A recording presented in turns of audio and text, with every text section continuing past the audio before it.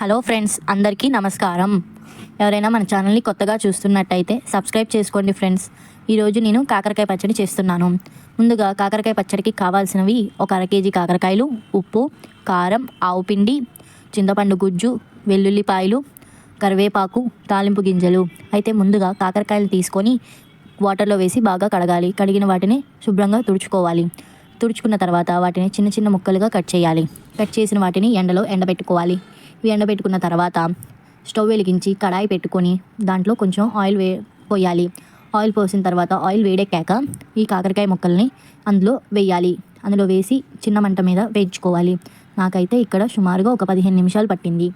అయితే ఈ వేగాక ఒక గిన్నె తీసుకొని ఆ గిన్నెలోకి కాకరకాయ ముక్కలన్నీ యాడ్ చేసుకోవాలి. యాడ్ చేసుకున్న తర్వాత మనం కడాయిలో మరికొద్దిగా నూనె పోసుకొని అందులో తాలింపు గింజలు, కరివేపాకు, ఎండుమిర్చి, అలాగే వెల్లుల్లిపాయలు వేసి వేయించుకోవాలి. వేయించుకున్న తర్వాత స్టవ్ ఆఫ్ చేసేసి దాన్ని పక్కన పెట్టుకోవాలి. అయితే ముందుగా మనం పక్కకు పెట్టుకునే కాకరకాయ ముక్కల్లో ఒక 100 గ్రాముల కారం, 100 గ్రాముల చింతపండు గుజ్జు, ఒక 75 గ్రాముల ఉప్పు, 25 గ్రాముల ఆవు పిండి వేసి బాగా కలుపుకోవాలి.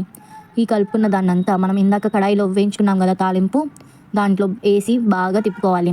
ఇక్కడ కనుక మీకు ఏమన్నా ఆయిల్ తక్కువైతే కొద్దిగా ఆయిల్ యాడ్ చేసుకోవచ్చు. అయితే ఇది బాగా కలుపుకొని ఒక దాంట్లో తీసి పక్కన పెట్టుకోవాలి. ఆ తర్వాత ఇది ముందు 8 కంటైనర్లో పెట్టి ఉంచుకోవాలి. ఇలా అయితే కాకరకాయ పచ్చడి ఒక 2 నెలల దాకా నిలువ ఉంటుంది ఫ్రెండ్స్. ఇంతే చాలా సింపుల్గా కాకరకాయ పచ్చడి అనేది రెడీ అయిపోతుంది friends. Thank you so much for watching this video. Please like and share this video. Thank you.